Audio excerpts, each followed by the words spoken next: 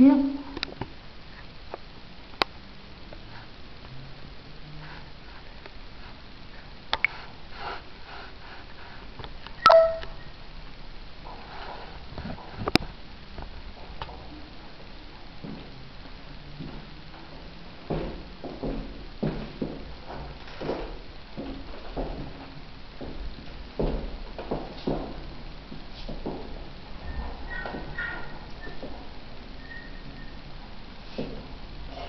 Bonjour, alors je me présente, je m'appelle Caroline Sauvageau et je suis une jeune auteure de Migène dans le Gaume. Donc très tôt j'ai connu l'univers de la musique puisqu'en 1989, avec ma classe et la MJC de Migène, nous avons enregistré un 45 tours qui était destiné à parler du bicentenaire de la liberté.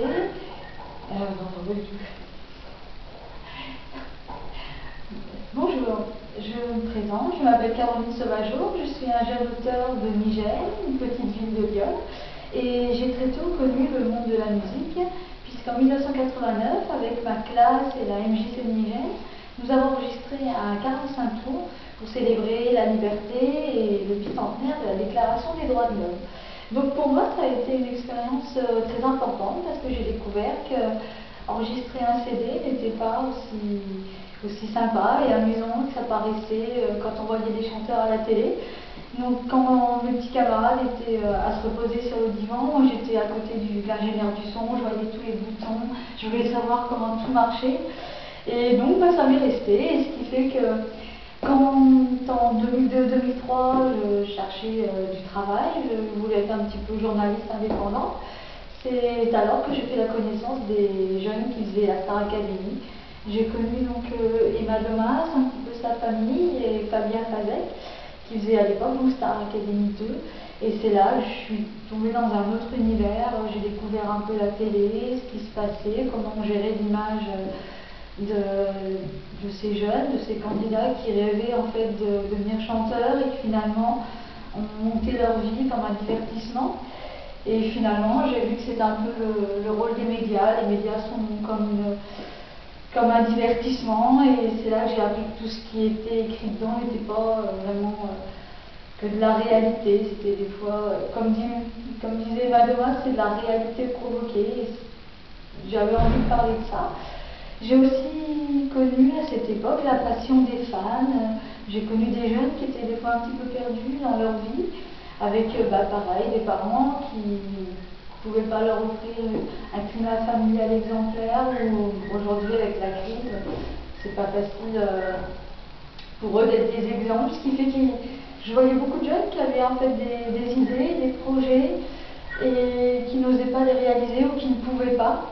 C'est donc là que tout cet univers m'a inspiré mon roman Ensemble à Paris, qui mettait donc en scène des jeunes qui se rencontraient sur les forums d'un groupe un petit peu comme Star Academy, qui se rencontraient, et à travers ces rencontres, la jeune fille, l'héroïne, qui rêve d'être danseuse étoile, va donc oser un peu plus s'aventurer dans la vie pour réaliser ses rêves.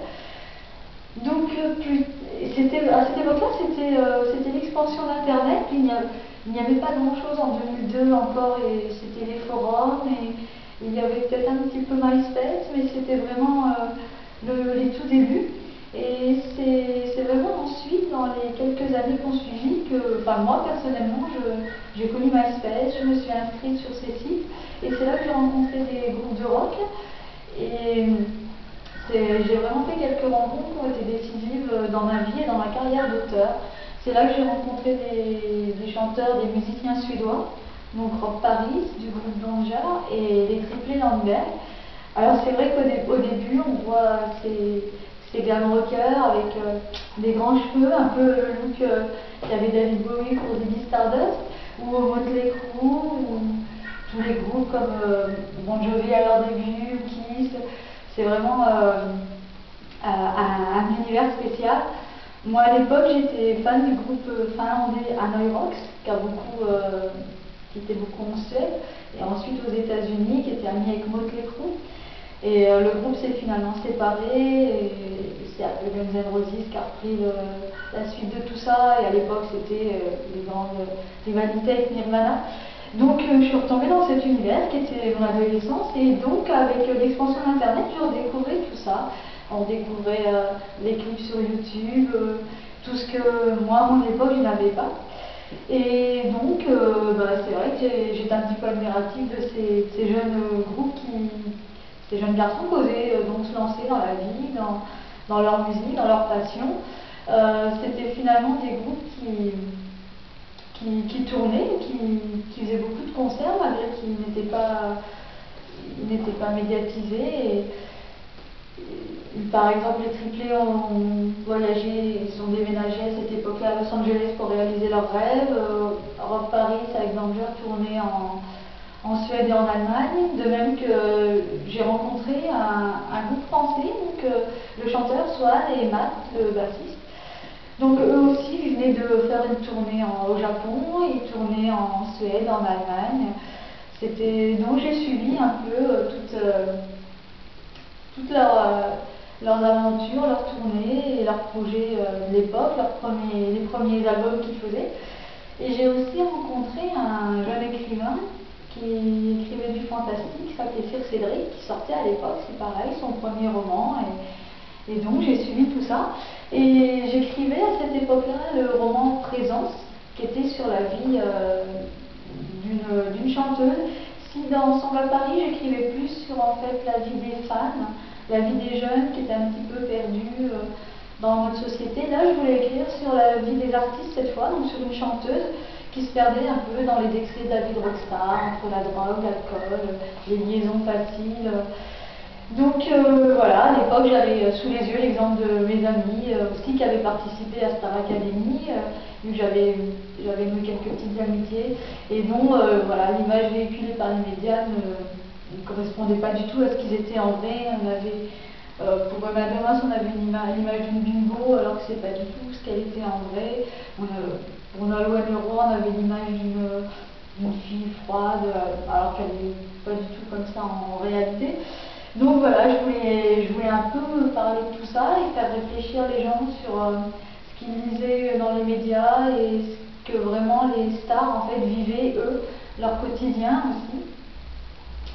Et donc avec ces nouveaux amis d'internet, j'ai découvert aussi tout cet univers, au contraire des gens médiatisés, des petits groupes qui finalement arrivaient à vivre comme ça de leur musique en tournant et qui arrivait à faire des disques, à réunir un public. Et à cette époque-là, donc c'était en 2006, la scène glam rock était beaucoup en Suède.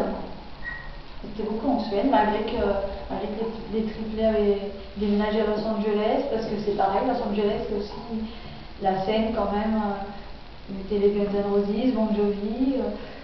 Le groupe Hanoi Rocks avait aussi déménagé pour vivre leur carrière américaine à Los Angeles. Donc il y a vraiment une empreinte glam rock à Los Angeles. Donc eux, ils faisaient leur vie, ils essayaient de construire leur carrière là-bas. Mais au contraire, Black Rain, eux allaient en Suède et en Allemagne, Danger ou des groupes comme Sister, eux tournaient dans leur propre pays, et en Allemagne, au Danemark, tout ça. Donc moi qui avais une culture très littéraire quand même, avec Balzac, Zola, Hugo, George Sand aussi, j'aimais beaucoup, et Oscar Wilde, je me trouvais finalement un point commun avec ces rockers. Par exemple, quand Swan me parlait de l'origine de son nom, qui vient du film Phantom of Paradise, je retrouvais dans l'histoire de ce film le pacte avec le diable, du portrait de Dorian Gray d'Oscar Wilde, et c'est là que j'ai décidé d'écrire en mêlant la musique à la littérature. Alors à cette époque-là, je participais à un concours, il fallait écrire une nouvelle de 5 pages. Donc pour moi, c'est pas un exercice facile parce que j'ai plutôt tendance à beaucoup développer mes écrits. Mais j'ai quand même voulu présenter la Suède et le monde du glam rock, et c'est là que j'ai mêlé le glam rock à Cocteau, aux Enfants terribles. Je décrivais la Suède où il fait nuit très tôt, et où ils ont par exemple un métro qui est très artistique, très ouvert. ouvrager, je l'écrivais un peu au monde à l'envers d'Alice au pays des merveilles, où je trouvais ça assez formidable de pouvoir voyager, aller dans un autre pays et de trouver totalement un autre univers. Et je comparais surtout la presse et tous les articles, les photos qui peuvent donner des chanteurs, des photos prises sur le fait où ils ne sont pas forcément à leur avantage. Je comparais ça au portrait un peu maléfique de Dorian Gray. Et je faisais vraiment la comparaison du fait que peu importe qui sont les artistes en vrai, il semble que tous leurs défauts, tout ce qu'ils faisaient un peu de mal, leurs excès, restaient en fait gravés dans la presse. Et c'était voilà, c'était un mélange. J'ai un peu trouvé voilà, j'ai un peu trouvé mon style comme ça. Et bien sûr, je voulais présenter la culture suédoise. Donc à l'époque, je n'avais pas les moyens beaucoup de voyager, donc je voyageais comme ça et je me disais que pour les lecteurs, c'était aussi une façon pour eux de pouvoir voyager en lecture, comme j'aimais le faire aussi avec les Jules Verne qui nous font voyager en Inde, carrément au centre de la Terre, dans la Lune.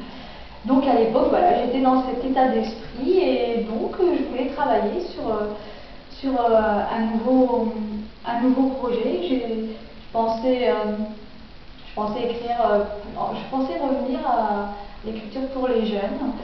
Donc à l'époque, à force d'écrire, voilà, je voulais moi aussi voyager et je travaillais à la MJC de Migène, j'étais secrétaire et j'étais tout à fait dans mon élément puisqu'on organisait des spectacles, des galas, des petits concerts. Donc c'était vraiment, pour moi c'était un travail idéal. Et donc ma collègue de la compta, je me souviens, son amie qui a été mutée à Hambourg, qui travaillait pour Airbus, ce qui fait qu'elle a eu l'occasion l'été d'aller le voir. Donc on a eu l'occasion de prendre la voiture et de voyager à Hambourg. Donc c'était 10-11 heures de route. Et moi de là, j'ai décidé de prendre un ferry pour aller en Suède. Donc c'est pareil, c'est tout un périple, 9 heures à travers la mer et arriver à Malmö au sud de la Suède. J'ai encore mes amis sont venus me chercher, on a encore dû faire de la route, donc je me sentais vraiment comme Kerouac qui partait avec ses amis, qui traversait les États-Unis. Mais c'est là que j'ai quand même donc rencontré ces amis, ces musiciens qui avaient été si importants pour mes écrits. Et c'était l'été 2007. Donc je travaillais à cette nouvelle histoire et c'est là que j'avais envie de développer, j'avais envie de parler plus, donc de mêler un petit peu la vie des artistes et de montrer en fait leur travail, parce que je trouvais qu'on ne parlait pas assez du travail qu'il y avait derrière l'enregistrement d'un album, l'organisation d'une tournée. Et donc je revenais un peu à ce que j'avais découvert quand moi-même j'avais enregistré ce CD, ce 45 tours, à l'époque c'était un 45 tours. Et donc voilà, je voulais refaire encore de nouvelles histoires pour le salon du livre à l'époque qui était en octobre 2007. Donc je me disais que j'avais l'été pour écrire une nouvelle histoire. Et j'étais partie comme j'avais déjà les bases avec cette histoire qui se passait en Suède, sur Anita Paris, je me suis dit pour plutôt toucher les jeunes, j'allais lui faire une fille et la faire voyager avec un jeune groupe de rock à travers un petit peu la Suède, l'Allemagne, peut-être venir en France et en tout cas petit à petit découvrir un petit peu toutes les grandes villes d'Europe et surtout nous parler de ce qu'était la vie des artistes, le rapport avec les médias et tout ce qui pouvait être, bien sûr, la relation aussi avec les fans, et les histoires avec les groupies, tout ça. Et la fête en tournée. Donc à l'époque, en fait, je cherchais à inventer un groupe de rock, ou alors je ne savais pas du tout, j'étais complètement décalée par rapport aux jeunes, je ne savais pas du tout quels étaient les jeunes groupes de maintenant qui cartonnaient, à part des groupes comme Superbus, tout ça. Donc vraiment je cherchais un peu, je me disais que j'allais inventer un groupe ou alors prendre un groupe d'amis pour modèle. Et c'est là, donc sur les écrans, sur la télé de mon ami Rock Paris, sur MTV Sweden, un soir, il est apparu un jeune groupe qui avait le look glam rock, qui chantait une chanson qui parlait de la lune. Enfin, je croyais que ça parlait de la lune. Je pensais que c'était To the Moon Soon, donc aller sur la lune bientôt. Et quand j'ai parlé de tout ça à mes amis qui étaient en Allemagne, ils m'ont donc dit que c'était le groupe Tokyo Hotel et que c'était déjà un groupe très connu, qui était un phénomène. Et je me suis dit, ben, pourquoi ne pas prendre ce groupe pour exemple. Mais c'est vrai que je ne pensais pas du tout qu'ils étaient connus en France et je me suis dit que ce serait vraiment une bonne idée de ramener le glam rock en France. Je savais que mes amis de Black Reine avaient du mal à s'imposer, à percer à cette époque-là parce qu'en France, on n'a pas vraiment une culture rock très développée, ça ne passe pas dans les médias, on n'a jamais des groupes de rock comme Guns N' Roses, Bon Jovi ou Aerosmith à la télé. Donc je me suis dit, ben tiens, pourquoi pas, si ce groupe-là est très connu en Allemagne ou en Suède, pourquoi pas essayer de les faire connaître en France. Donc le chanteur avait ce look-là, les cheveux crêpés sur la tête, du maquillage. Donc forcément, c'était le look de mes amis. Et moi, ce qui m'a touchée aussi, c'était de voir les critiques qu'ils rencontraient. On traite ces gens d'homosexuels, un peu de gens dérangés, tarés, tout ça. Je me suis dit, ce serait pas mal d'écrire sur un groupe comme ça, et donc de prôner un peu plus de tolérance, de moins juger sur les apparences. Donc ça me donnait un autre sujet encore. Et on en revenait toujours à la musique, au glam rock et aux tournées. Et c'est donc ce qu'a planté le décor de mon livre, L'étage interdit, que je vais donc vous présenter dans une autre vidéo. À bientôt!